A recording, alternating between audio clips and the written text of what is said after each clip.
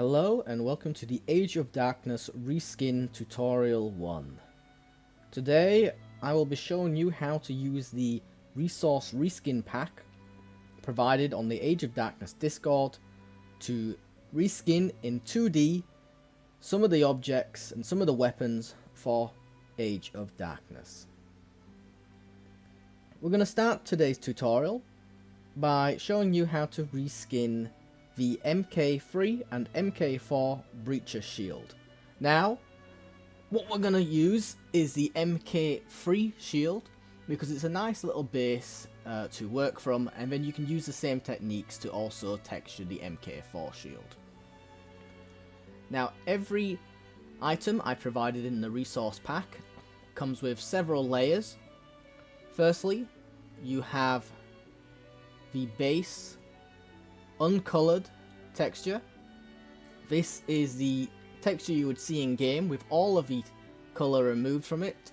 So for example, this would be black in game with some symbols and some wings. These lenses would be red. All the color has been removed, so you can now start from scratch to reskin this object.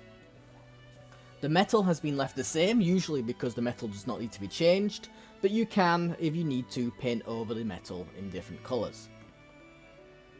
What's also provided in the pack is the original base texture that I use for all of my, for the item that I created.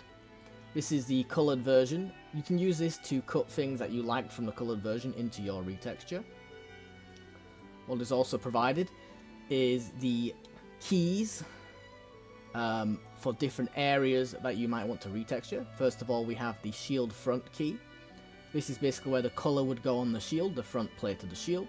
We have the glass key. This is everything including glass, such as the visors and the glass on the back of the shield. Finally, we have all of the metal used on the shield.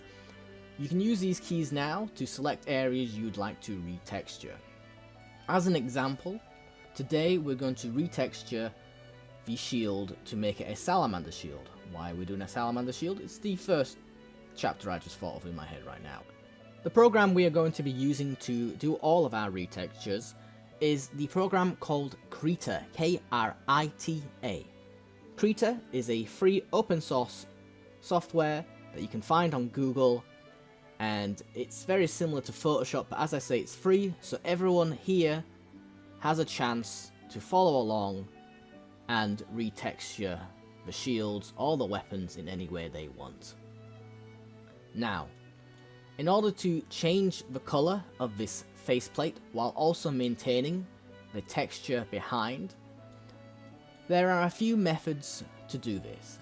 Firstly, we're going to go to the shield front key, go to the selection tool, make sure your fuzziness is on 100%, grow and shrink selection is on +3 because we want a nice little buffer zone so the texture bleeds over. We're going to select the red key. I'm going to hide this layer now, we don't need it. And the first method I'm going to show you is a method to get a little bit of a more accurate colour to what you might want, but at the same time is very much more destructive than the method you probably want. We go to Filter, Adjust, HSV Balance, and from here you can adjust the hue and saturation. On this it won't do anything because the colour is grey, however on some textures it might do that. But in order to change the colours here, just simply click the Colorize colour, adjust the saturation up to a level you would like until you're happy. Adjust the hue, we want it green because we want it to be salamanders, and then just reduce the lightness a little bit to make it darker if you're going for more of a salamander's darker green. And using this method we now have a colour we're pretty happy with, while also maintaining the texture that was originally on the shield. However, as I say, this method is a little bit destructive. We've painted on top of this layer now, so we can't remove this green or edit this green later on. So in order to make a non-destructive method, just press Ctrl Z, simply create a new layer, go to a brush, basic one's fine, or just use the fill tool, pick a green that you would like, that's probably a nice green, fill in this, go to your layers property, and then play around the layer properties to find a color that you would like. You can go to color, overlay, HSV, HSVL color, or HSL sorry color, and HSI color. And I think HSV is probably best for what we're looking for. And this method's a little bit more random. Sometimes you don't get the exact color you want, but it is very much non-destructive. For example, now, if I delete this, I can get the color behind really fast by just deleting part of this layer. And this allows us as well to go in on these little bolts here, create a nice little circle, press E again is for going to eraser mode. I'll just click this button up here. Just go on these and just erase them one by one, and that will allow the silver texture to come through, almost like they are bolts bolted in on this shield. Now, icons are a great way to add a little bit of uniqueness to your textures, as well as allow players to identify what chapter you are trying to represent.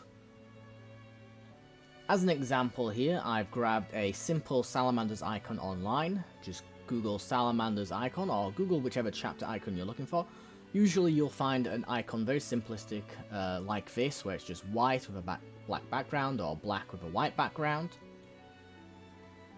Now, in order to have this icon look like the back, where it's coloured in, but you also have this nice gritty texture, simply use the select tool again, make sure your grow and sync selection is on 0, and just click on the icon like so, and it's now selected the icon. We can now hide this layer. Then from here we can go to our fill tool. If you wanted this, for example, a fire red, just click on this to fill it in. If you want to be a little bit less destructive, just go on new layer, fill it in like that, and again go on over to overlay, color, anything that you like, just play around with it, see what you're looking for. However, problem with this method is sometimes you don't get the color you want. For example, if you're looking for white, you fill it in white, it just comes out as a grey. And so in order to get a better white to shine through, and this is specifically for people who want white to shine through, just simply go to the layer below and press delete, and then play with this again with overlay, which is always a little bit better, and now the white's coming through a lot more. From here you can leave it the way it is, but if you, for example, wanted it to look like paint that was painted on, maybe a little bit scratchy, simply just get rid of the one that we made earlier, fill this back in, grab the original icon that you already had, again select it, press Ctrl C, Ctrl V to paste it onto a new layer, press deselect. And then from here what we can do is we can press the kind of like a checkered button here, I don't know what it's called, but basically you're locking in the alpha so you can use it to paint on. So basically now if I for example made it a blue, I can't paint anywhere apart from on this. And then what we want to do is, paint is never pure white, so just make it a little bit of an off-white. Maybe a little bit more of a lighter white there. Paint it in. Reduce the opacity to about 55 will do. Maybe a little bit more. Play around with it again. And then go on over to your texture tools. I like to use these 3 textures here, but again, I keep saying this, but it's true. Play around, have some fun, make it unique to you. Reduce the size of your brush to about 20. And then just start to chip away at the edges here and there. Make it look like it's just been just scratched. Had bullets hit it in the middle maybe. Had bits of shrapnel come in. And take out bits of it here. Increase the size of this. You can also reduce the opacity so it doesn't take too much away. Just cracks in it, things like that. I mean, that looks a bit awful, but I'm sure you'd have more time than I do.